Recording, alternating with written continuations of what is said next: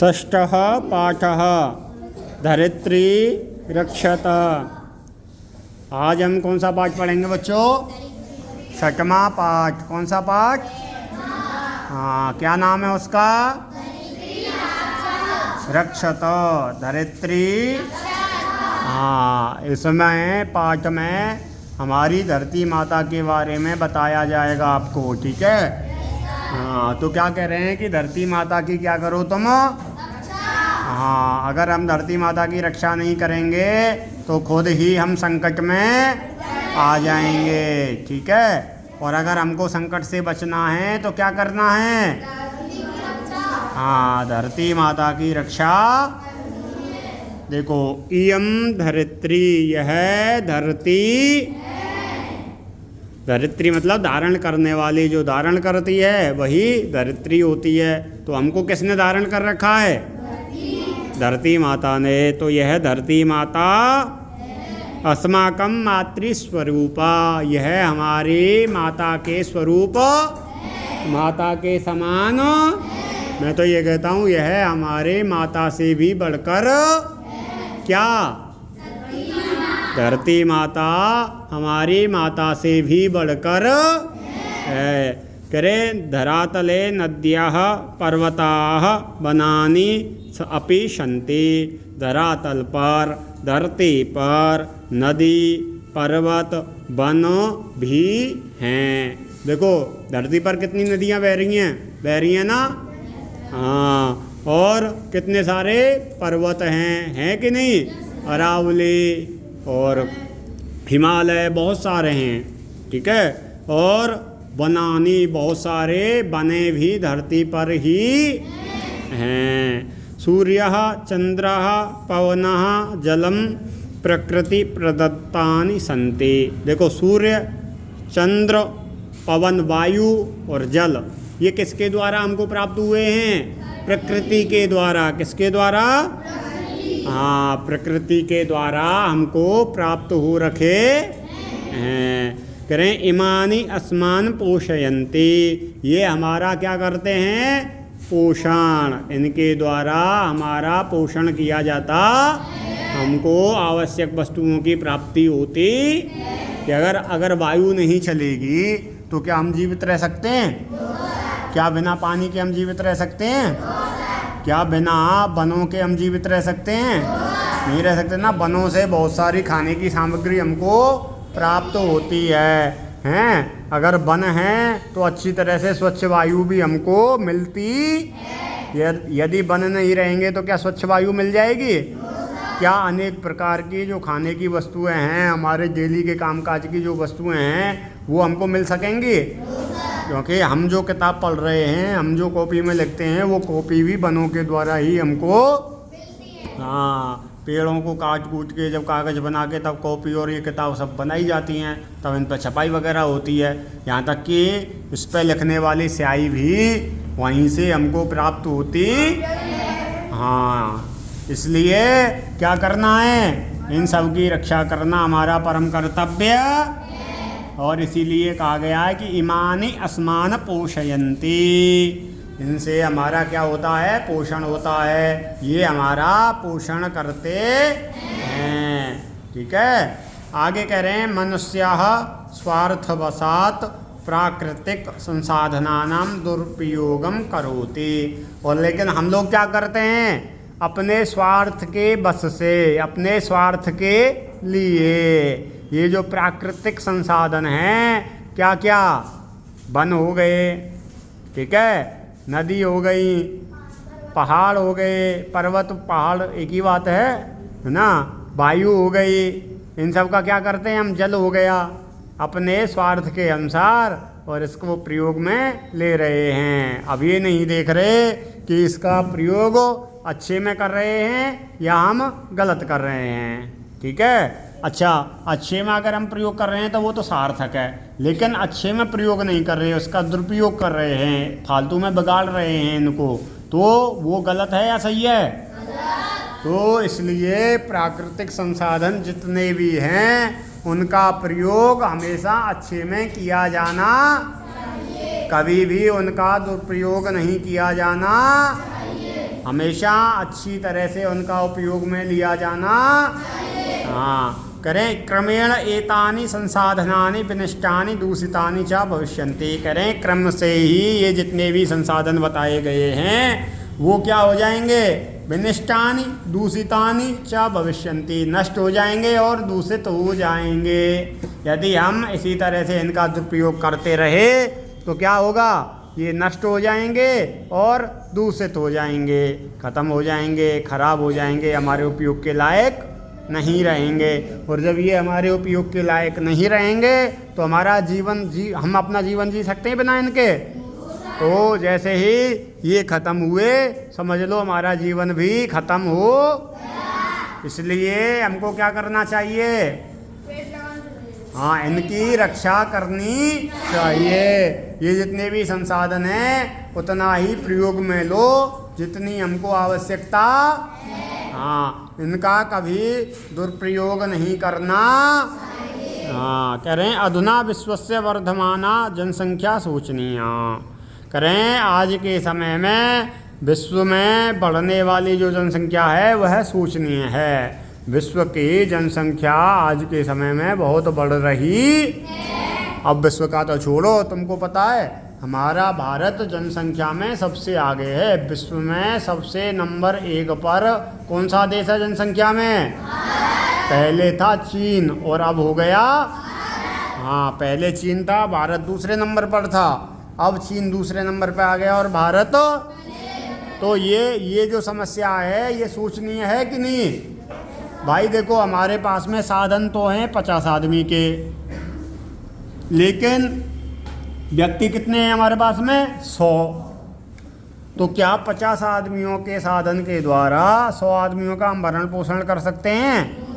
नहीं कर सकते ना। इसीलिए भाई जितने संसाधन हमारे पास में उपलब्ध हैं उसी के अनुसार भी हमको जनसंख्या पर नियंत्रण करना। हाँ, अगर ऐसा नहीं करेंगे तो गरीबी बढ़ेगी, भुखमरी बढ़ेगी, आपस में माराकाटी बढ़ेगी, अत्याचार बढ़ेगा। तो उससे क्या हम आगे बढ़ सकते हैं? वृद्धि हो सकती है, उन्नति हो सकती है हमारे देश की? नहीं हो सकती ना। हाँ, इसीलिए कह रहे हैं कि अधुना विश्वस्य वर्धमाना जनसंख्या शोचनीया। करें जनानाम निवासाय वनानि छित्त्वा भवनानि निर्मीयन्ते। अब देखो अगर जनसंख्या बढ़ जाएगी तो भाई रहने के लिए जगह भी चाहिए, वो अपने घर वगैरह भी तो बनाएंगे कि नहीं बनाएंगे? बनाएंगे ना। तो उन व्यक्तियों के रहने के लिए क्या करते हैं, वनानि छित्त्वा, वनों को काट करके, भवनानि निर्मीयन्ते, भवनों का निर्माण करते। अब बताओ जब वन ही कट जाएंगे और जब भवनों का निर्माण हो जाएगा तो शुद्ध वायु हमको मिलेगी? नहीं मिलेगी ना। फिर वायु कैसी मिलेगी हमको? प्रदूषित वायु मिलने लगेगी। और जब वन कट जाएंगे, पेड़ कट जाएंगे तो क्या धरती में जल बचेगा? और जब जल ही नहीं बचेगा तो बोलते ना जल ही जीवन, जलमेव जीवनम, जल ही जीवन। और जब जल ही नहीं रहेगा तो बिना जल के तो हमारा जीवन खत्म। हाँ, करें वृक्षाः प्राणवायुम ददति। ये जो वृक्ष हैं वह हमको प्राणवायु देते। वृक्षों से ही तो हमको ऑक्सीजन मिलती है। मिलती है कि नहीं मिलती?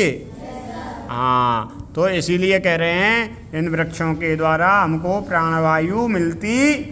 ये वृक्ष हमारे लिए प्राणवायु देते, ऑक्सीजन देते। हाँ, आगे कह रहे हैं वृक्षाणां विनाशेन पर्यावरणं दूषितं भवति। वृक्षों का अगर हम विनाश कर देंगे या वृक्षों के विनाश के द्वारा पर्यावरण क्या हो जाएगा? प्रदूषित होता है। अगर हम वृक्षों का विनाश करेंगे तो पर्यावरण क्या हो जाएगा? प्रदूषित होगा। तो ये कह रहे हैं वृक्षाणां विनाशेन, वृक्षों के विनाश से पर्यावरणं दूषितं भवति, पर्यावरण दूषित होता। हाँ, विनाश का मतलब उनको काटना, नष्ट करना, तो ये सब विनाश में आता है नहीं आता? अगर हम ऐसा करेंगे तो इससे पर्यावरण प्रदूषित होगा। पर्यावरण प्रदूषित होगा तो हमको नई नई बीमारी लगेंगी, नई नई बीमारी हो जाएंगी और हमारा जीवन क्या हो जाएगा? नष्ट हो जाएगा, समाप्त हो जाएगा, खत्म। यदि हमको अपना जीवन बचाना है तो वनों को काटने से रोकना होगा। पहले जो हमारी गुरुकुल पद्धति चलती थी, जो हमारी आश्रम पद्धति चलती थी, उसमें क्या किया जाता था, घास फूस के अपने रहने के निवास स्थान बनाया करते थे, कुटी वगैरह बनाया करते। उस टाइम पर वनों को वो नहीं काटा करते, ठीक है। और प्राकृतिक ही समझ लो, वो कुटियाँ क्या होती थी, एक तरह से प्राकृतिक रूप ही धारण किए हुए होती थी। उसमें ना हमको गर्मी में गर्मी लगा करती थी, ना सर्दी में सर्दी लगा करती थी। इस तरह से मिट्टी के भवन बनाया करते थे, ठीक है। उससे हमारे प्राकृतिक जो संसाधन है उनको किसी भी तरह से कोई नुकसान नहीं हो रहा था। लेकिन आजकल अगर हम अपनी नई नई बिल्डिंग बना रहे हैं, ऊंची ऊंची बिल्डिंग बना रहे हैं, तो उसके लिए क्या करना पड़ेगा भाई, पेड़ों को काटना पड़ेगा, जभी तो हम ऊंची ऊंची बिल्डिंग बनाएंगे। अगर धरती पर पेड़ होंगे तो क्या हम ऊंची ऊंची बिल्डिंग बना सकते हैं? और जो पेड़ काट दिए तो उससे हमारा जीवन क्या आ जाएगा, खतरे में आ जाएगा। तो ऐसे बड़ी बड़ी बिल्डिंगें किस काम की, जब हमारा जीवन ही नष्ट हो जाएगा, तो जब हमारा जीवन ही खतरे में आ जाएगा तो कितना है। तो इसलिए क्या करना है, उनकी रक्षा करनी। हाँ, करें प्रकृति है सौंदर्यम विलुप्तम भवति। और यदि हम भवन उनको काटेंगे, वनों को काटेंगे, तो उससे क्या है, क्या होता है, प्रकृति का सौंदर्य, प्रकृति की सुंदरता विलुप्त होती है, खत्म होती है, नष्ट होती है, नहीं होती है भाई। केरल वगैरह जाते हैं, अरुणाचल प्रदेश वगैरह इधर को जाते हैं, सिक्किम वगैरह जाते हैं, ये पहाड़ी इलाका है सिक्किम वगैरह, तो वहाँ पे क्या बहुत सारे पेड़ ही पेड़ हैं। उत्तराखंड जाओगे वहाँ सारे पेड़ ही पेड़ हैं। तो वो प्रकृति का सौंदर्य ही देखने के लिए तो लोग वहाँ जाते हैं कि भाई पहाड़ों में चल रहे हैं, वहाँ देखो पेड़ ही पेड़ हैं, बड़ा अच्छा सुंदर दृश्य दिखाई देता है। एक तरफ तो हम वहाँ देखने के लिए जा रहे हैं, और दूसरी तरफ अपने यहाँ पे हम क्या कर रहे हैं, पेड़ों को काट रहे हैं। तो ये गलत बात है ना। हाँ, आगे कह रहे हैं पर्यावरण से विकारेण विपत्तयः आयन्ति। पर्यावरण के विकार से विपत्ति आयन्ति मीन्स आती हैं। भाई पर्यावरण का विकार हो जाएगा, पर्यावरण को हम खराब करेंगे तो उससे अनेक प्रकार की विपत्तियाँ आएंगी, नहीं आएंगी, अनेक प्रकार की रोग आएंगे, नहीं आएंगे, अनेक प्रकार के कष्ट होंगे, नहीं होंगे। पर्यावरण दूषित हो जाएगा, वायु दूषित हो जाएगी, जल बचेगा नहीं पीने के लिए, थोड़ा बहुत गंदा जल होगा उसी को साफ कर करके पीने की हम कोशिश करेंगे, उससे अनेकों प्रकार की हमारे अंदर बीमारियां हो जाएंगी, ठीक है। वही ये बात कह रहे हैं कि पर्यावरण से विकारेण विपत्तयः आयान्ति। पर्यावरण के विकार से विपत्तियां आती हैं। अतः विपत्तीनां निवारणाय अस्माभिः वसुधायाः रक्षणं कर्तव्यम। इसलिए हमको क्या करना चाहिए, विपत्तियों से निवारण के लिए, विपत्तियों से बचने के लिए अस्माभिः हमारे द्वारा वसुधायाः रक्षणं कर्तव्यम। वसुधा की रक्षा करनी, धरती की रक्षा करनी। हाँ, यदि हमको विपत्तियों से बचना है, आपत्तियों से बचना है, परेशानियों से बचना है, दुखों से बचना है, कष्टों से बचना है, तो हमको पर्यावरण की रक्षा करनी। हाँ, कहते हैं यदा वसुधा रक्षिता तदा मानव जीवनम अपि सुरक्षितम भवति। और यदि तुम वसुधा की रक्षा करते हैं तब मानव जीवन भी सुरक्षित होता। इस धरती की तुम रक्षा करते हैं तो यह मानव जीवन भी सुरक्षित होता। और यदि तुम धरती की वसुधा की रक्षा नहीं करते हैं तो मानव जीवन सुरक्षित नहीं होता। फिर क्या है, कष्ट में हो जाएगा, दुख में हो जाएगा, परेशानियाँ आकर के घेर लेंगी। परेशानियों से बचने के लिए, कष्टों से बचने के लिए, दुखों से बचने के लिए हमको क्या करना है, इस धरती की रक्षा करनी है, इस पर्यावरण की रक्षा करनी। हाँ, और आगे कह रहे हैं सत्यम एव उक्तम, सत्य ही कहा गया। माता भूमि पुत्रो हम पृथिव्याः। ये माता क्या है, ये भूमि क्या है, भूमि हमारी माता, और अहम पुत्रः पृथिव्याः, और हम इस पृथ्वी के पुत्र। हाँ, यानी कि अहम का मतलब होता है मैं इस पृथ्वी का पुत्र हूँ और यह पृथ्वी मेरी माता। ये वेद का मंत्र है। कौन से वेद का? अथर्व वेद का मंत्र। माता भूमि पुत्रोहम पृथिव्याः। माता मेरी, वो भूमि मेरी माता है और मैं इस पृथ्वी का पुत्र। और यदि हम इस पृथ्वी के पुत्र हैं और ये पृथ्वी हमारी माता है, तो हमारा माता के प्रति क्या दायित्व होता है? उसकी माता की इज्जत करना, सुबह शाम माता को प्रणाम करना, माता की देखभाल करना। ये होता है नहीं होता? और जब हम पता चले कि माता की इज्जत ही नहीं करते, माता की देखभाल ही नहीं करते, तो फिर क्या होगा? हमको कष्ट होंगे। जब माता बीमार पड़ जाएगी, माता दुखी होगी, तो हमको खाना कौन बना के देगा? कोई दे सकता है? तो इसलिए हमको खाने पीने की चीज़ें कहाँ से मिलती हैं? इस पृथ्वी के द्वारा ही प्राप्त होती। इसलिए हमको पृथ्वी पर जितने भी संसाधन हैं उनका संरक्षण करना चाहिए, उनकी देखभाल करनी, हाँ, उनकी सुरक्षा करनी। चाहे वो नदी हो, चाहे वो पर्वत हो, चाहे वो वन हो, चाहे कुछ और अन्य चीज़ें भी क्यों ना हो। इसलिए हमारा परम कर्तव्य बनता है हमको इन सभी की रक्षा करनी। हाँ, साल में कम से कम अपने द्वारा एक वृक्ष अवश्य लगाया जाना। आया सबके समझ में? पक्का? इधर ध्यान है भाई। यस सर, तो उधर देख, उधर रहा। यस सर कर रहा है तू आगे वाला। समझ में आया तेरे? पक्का? बहुत अच्छे। आपके सबके समझ में आया? बहुत बढ़िया, गुड।